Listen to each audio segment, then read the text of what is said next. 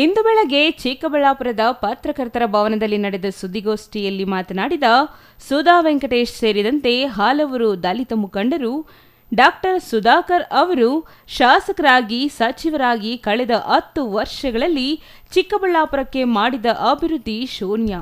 ಸಮುದಾಯ ಭವನಗಳ ನಿರ್ಮಾಣವನ್ನು ಅವರು ಮಾಡಿಲ್ಲ ಎಂದು ಲೇವಡಿ ಮಾಡಿದರು.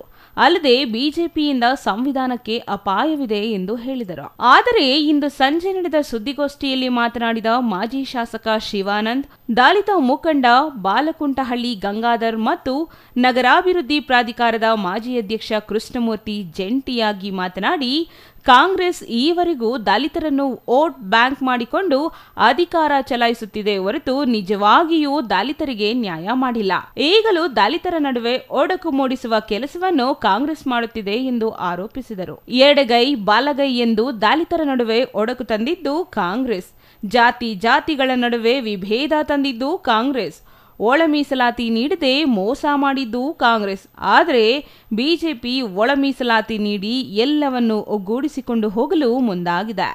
ಜೊತೆಗೆ ಇತ್ತೀಚಿನ ದಿನಗಳಲ್ಲಿ ಪರಿಶಿಷ್ಟ ಜಾತಿ ಮತ್ತು ಪಂಗಡದವರು ಕಾಂಗ್ರೆಸ್ನ ನಿಜ ಬಣ್ಣ ಅರಿತು ಬಿಜೆಪಿ ಬೆಂಬಲಿಸುತ್ತಿರುವ ಕಾರಣ ಅದನ್ನು ಸಹಿಸಲಾರದೆ ಸುಳ್ಳು ಆರೋಪಗಳನ್ನು ಮಾಡಲು ದಲಿತರನ್ನೇ ಬಳಸಿಕೊಳ್ಳುತ್ತಿರುವುದು ವಿಪರ್ಯಾಸ ಎಂದರು.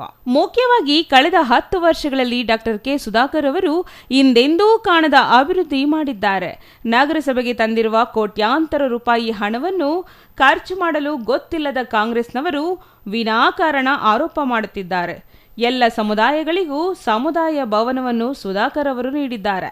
ಅಲ್ಲದೆ ಅನೇಕ ಜನಪರ ಕಾರ್ಯಕ್ರಮಗಳನ್ನು ಮಾಡಿದ್ದಾರೆ. ಇವನ್ನು ಸಹಿಸಲಾರದೆ ಕಾಂಗ್ರೆಸ್ ಸುಳ್ಳು ಆರೋಪಕ್ಕೆ ಮುಂದಾಗಿದೆ ಎಂದರು. ಕಾಂಗ್ರೆಸ್ನವರಿಗೆ ಬಿಜೆಪಿ ವಿರುದ್ಧ ಮಾತನಾಡಲು ಏನೂ ಇಲ್ಲದ ಕಾರಣ ಕೆಲ ಸಂವಿಧಾನದ ಬದಲಾವಣೆ ಎಂದು ಓಡಾಡಿದರು. ಆದರೆ ಪ್ರಧಾನಿ ಮೋದಿಯವರೇ ಈ ಬಗ್ಗೆ ಸ್ಪಷ್ಟನೆ ಕೊಟ್ಟಿದ್ದಾರೆ.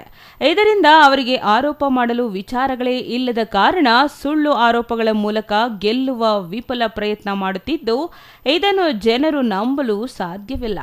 ಚಿಕ್ಕಬಳ್ಳಾಪುರದಲ್ಲಿ ಮಾತ್ರವಲ್ಲದೆ ರಾಜ್ಯದಾದ್ಯಂತ ಎಲ್ಲ 28 ಕ್ಷೇತ್ರಗಳನ್ನು ಗೆಲ್ಲುವ ಮೂಲಕ ಕಾಂಗ್ರೆಸ್ ನಾಪತ್ತೆಯಾಗಲಿದೆ ಎಂದು ಹೇಳಿದರು. ಸುಧಾಕರ್ ಅವರು ಬಹಳಷ್ಟು ನೋವು ಕೊಟ್ಟಿದ್ದಾರೆ ಅಂತ ಕೆಲವರು ಹೇಳಿದ್ದಾರೆ. ಅಲ್ಲ, ನೋವು ಕೊಡೋಕ್ಕೆ ಈಗ ಕಾಸ್ ಆಫ್ ಆಕ್ಷನ್, ಪ್ರತಿಯೊಂದು ಇದಕ್ಕೂ ಕಾಸ್ ಆಫ್ ಆಕ್ಷನ್ ಇದ್ದೇ ಇರುತ್ತೆ. ಅವರೇನು ಪರ್ಪಸ್ ಆಗಿ ಬಂದು ದಲಿತರನ್ನ ಅರೆಸ್ಟ್ ಮಾಡಿ ಅದು ಮಾಡಿ ಇದು ಮಾಡಿ ಅಂತ ಏನು ಹೇಳಿಲ್ಲ. ಸೊ ನಂತರ ಏನು ಹೇಳಿದ್ದಾರೆ, ಈ ಭವನಗಳ ಬಗ್ಗೆ ಕೆಲವು ವಿಷಯಗಳನ್ನು ಮಾತಾಡಿದ್ದಾರೆ. ನೋಡಿ, ಸಮುದಾಯ ಭವನಗಳು BR ಅಂಬೇಡ್ಕರ್ ಅಭಿವೃದ್ಧಿ ಸಮುದಾಯ ಭವನಕ್ಕೆ ಅನುದಾನ ಬಂದಿದೆ.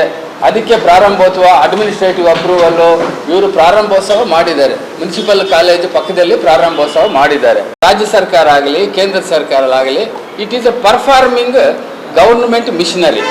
ಹಂಗಂತ ಅಕ್ಕಿ ನಾನು ಕೊಟ್ಟಿದ್ದೀನಿ, ಇದು ಕಾಂಗ್ರೆಸ್ ಅಕ್ಕಿ, ಇದು BJP ಅಕ್ಕಿ, ಇದು ಆ ಅಕ್ಕಿ, ಇದು ಈ ಅಕ್ಕಿ ಅಂತ ಎಲ್ಲೂ ಬರೋದಿಲ್ಲ. ಇದು ಗ್ಯಾರಂಟಿ, ಇದು ನಾನ್ ಗ್ಯಾರಂಟಿ ಅಂತ ಎಲ್ಲೂ ಬರೋದಿಲ್ಲ. ಗವರ್ಮೆಂಟ್ಗೆ ಹತ್ತದ ಮೇಲೆ ಜನಕ್ಕೆ ಸೇವೆ ಮಾಡಬೇಕು, ಆ ಪವರ್ ಯೂಸ್ ಮಾಡಿ ಡೆವಲಪ್ಮೆಂಟ್ ಮಾಡಬೇಕು, ಅಷ್ಟೇ ಗೌರ್ಮೆಂಟ್ ಕೆಲಸ. ಅದು ಬಿಟ್ಬಿಟ್ಟು ಇದು ನಮ್ಮದು, ಇದು ಕಾಂಗ್ರೆಸ್ದು, ಇದು BJPದು ಅನ್ನೋದು ಬರೋದಿಲ್ಲ. ಯಾರು ಚೆನ್ನಾಗಿ ಕೆಲಸ ಮಾಡಿದ್ರು ಅವ್ರು ಉಳಿತಾರೆ.